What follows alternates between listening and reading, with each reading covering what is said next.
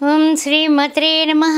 సర్వమంగళమాంగళ్యే శివే సర్వార్థసాధకే శరణ్యేత్రయంబకే గౌరీ నారాయణి నమోస్తుతే. ఓం శ్రీమాత్రే నమః.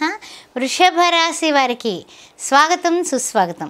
నూతన ఆంగ్ల సంవత్సర శుభాకాంక్షలతో కృత్తిక 2, 3, 4 పాదాలు, రోహిణి నక్షత్రం, మృగశిర ప్రథమ ద్వితీయ ఏ విధంగా ఉండబోతోందో మరి తెలుసుకుందాం. మరి 2024వ సంవత్సరం మీరు చాలా అంకిత భావంతో మీరు ఎప్పుడైతే ఉంటారో మీరు చేసే ప్రతి పని సక్సెస్ అవ్వడానికి అవకాశం ఉంది. అంతేగాని మనం ఎవరో వస్తారు ఏదో చేస్తారు అనేసి కొంచెం ఏవైనా సరే బద్దకించినా కూడా మనకి ఈ పరిస్థితులు అననుకూల పరిస్థితులుగా కనిపిస్తున్నాయి. కానీ ఏంటంటే వృత్తి ఉద్యోగాల పట్ల అంకిత భావంతో మీరు ఉన్నట్లయితే వృత్తుల్లో ఉన్నా, ఉద్యోగంలో ఉన్నా, వ్యాపారంలో ఉన్నా, ఏ రంగాల్లో ఉన్న సక్సెస్ రేటు రావడానికి తగినటువంటి ముందు జాగ్రత్త చర్యగా జాగ్రత్తగానే అడుగులు వేయాలి సుమా. ఇది ఒక కొత్త సంవత్సరంలో జాగ్రత్తగా డెడికేషన్, డిటర్మినేషన్, అప్పుడు దాని తర్వాతే డివోషన్ అనేది పెట్టుకోండి. డిసిప్లిన్గా ఉండండి, తప్పనిసరిగా సక్సెస్ రేటు బాగుంటుంది. ప్రమాదాలు, నష్టాలు జరిగేటటువంటి సూచనలు కనిపిస్తున్నాయి. వాటికి దూరంగా ఉండాలి అంటే కనుక మీరు ఉన్న స్థితి నుంచి ఉన్నత స్థితికి వెళ్ళాలన్నా కొన్ని జాగ్రత్తలు తీసుకుంటూ ముందుకు వెళ్ళడం అనేది చెప్పదగిన సూచన. అదేవిధంగా భార్యాభర్తల మధ్య కూడా డిస్కషన్స్ వచ్చే పరిస్థితులు కనపడుతున్నాయి గోచారరీత్యా. అది కూడా మీరు అధిగమించాలంటే కాస్తంత ముక్తసరిగా ఉంటూ ఆచితూచి మాట్లాడుతూ ముందుకు వెళ్ళడం అనేది మీకు ఒక చక్కని సూచన.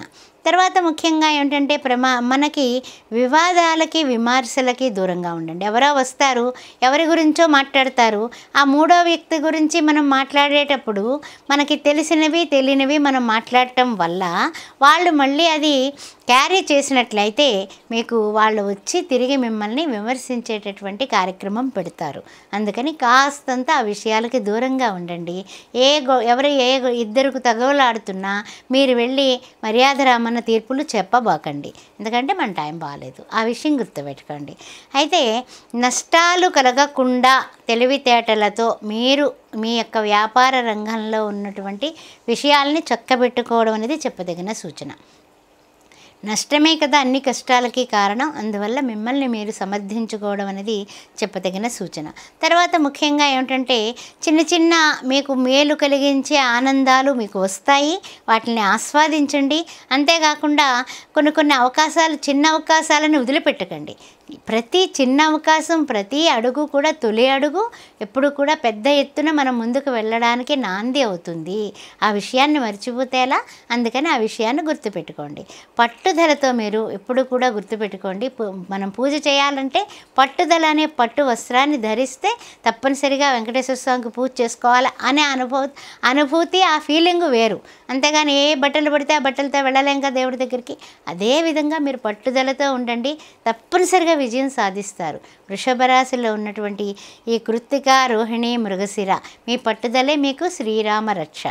అదేవిధంగా టార్గెట్ పెట్టుకోండి. విద్యార్థులారా, మీరు విజయం సాధించాలంటే జాలీగా గడిపేస్తే కుదరదు. ఈ మాధ్యమాల హడావిడిలో పడిపోతే కుదరదు.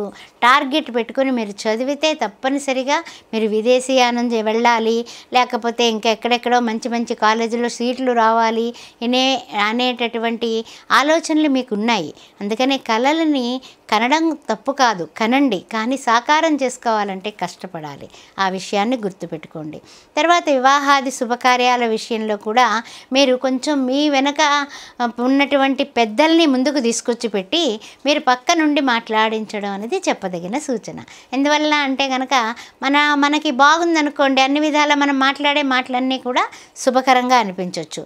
ఒక్కొక్క మాట, చిన్న మాటలో సంబంధాలు తప్పిపోతాయి. అందువల్ల కాస్తంత ఆ విషయంలో కాస్త మీ యొక్క సమయస్ఫూర్తి, తెలివితేటలు ఉపయోగించండి.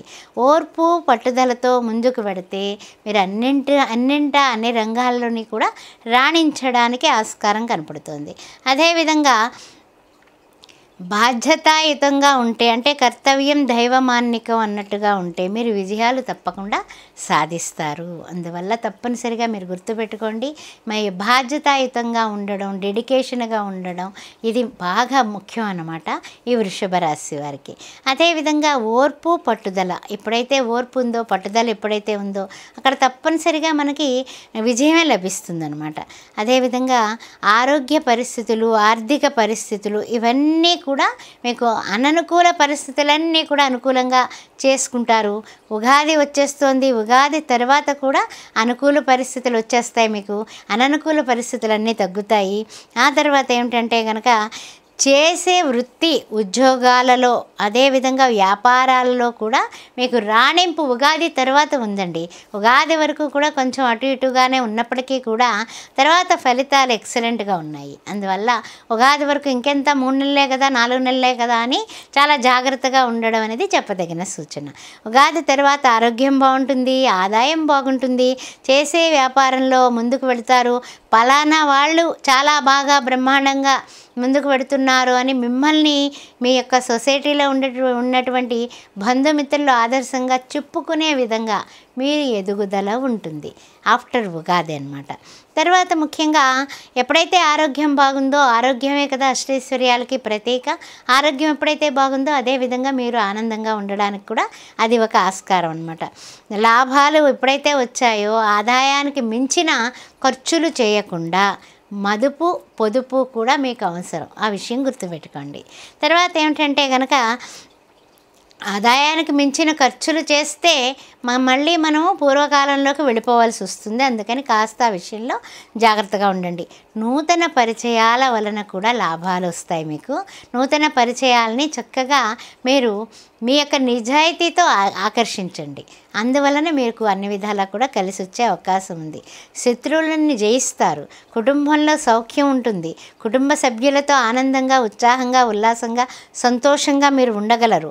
అదేవిధంగా కొన్ని విషయంలో ఏంటంటే కనుక శత్రుజయమే కాదండి, స్త్రీల మూలకంగా కూడా మీకు ధనాదాయం పెరుగుతుంది. అందువల్ల వృషభ రాశి వారికి అన్ని విధాలా కూడా ఇంకా యోగదాయకంగా మనం ముందుకు పెడుతూ ఉంటారు. అయితే ఏంటంటే కొన్ని పరిస్థితుల్లో చిన్న అవమానాలు, అంటే ఏమిటి, పరిస్థితి అంతా కూడా నల్లేరు మీద నడకలా సాగదు కదా. అట్లాంటప్పుడు కొన్ని ప్రయాణాల వల్ల, సంతానం వల్ల ప్రయాణాలు చేయాల్సి వస్తుంది.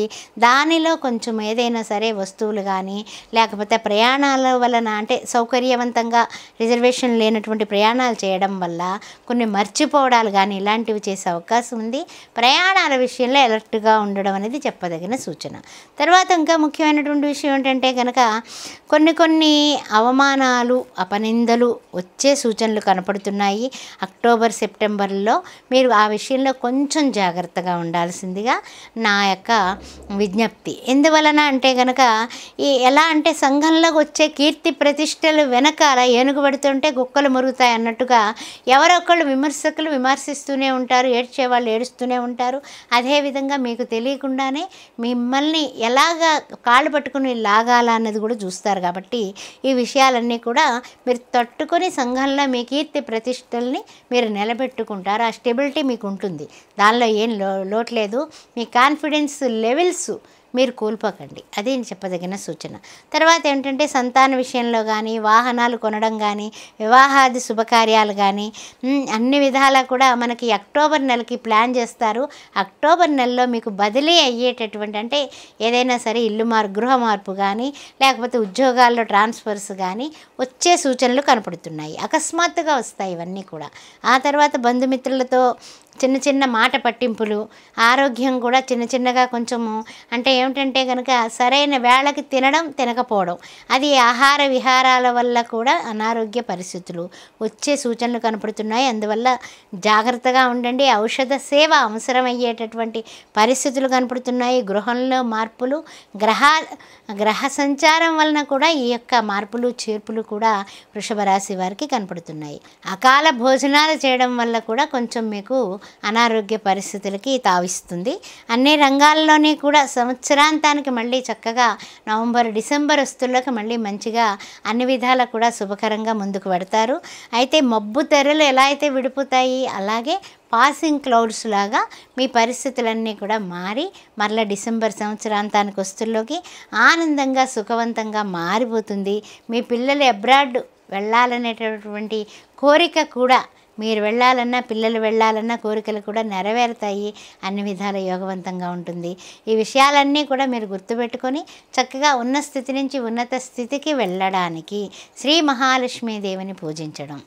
నమస్తేస్తు మహామాయే శ్రీపీఠే సురపూజితే శంఖచక్ర గదాహస్తే శ్రీ మహాలక్ష్మీ నమస్తుతే.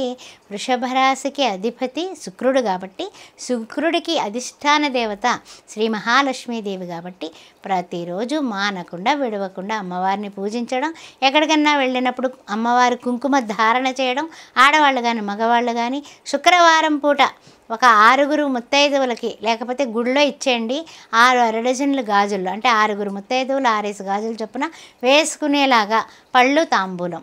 ఆడవాళ్ళైతే బొట్టు పెట్టి కాళ్ళకి పసుపు రాసి ఇవ్వండి.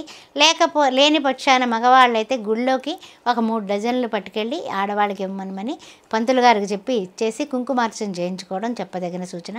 శుక్రవారం నాడు బొబ్బర్లుతో చేసినటువంటి వడలు పంచడం అనేది, అంటే 6 భోజనం వడ, అలా ఆ విధంగా 6 వారాలు చేస్తే అన్ని విధాలా కూడా శ్రేయోదాయకంగా ఉంటుంది. 6 వడల చొప్పున పంచాలి.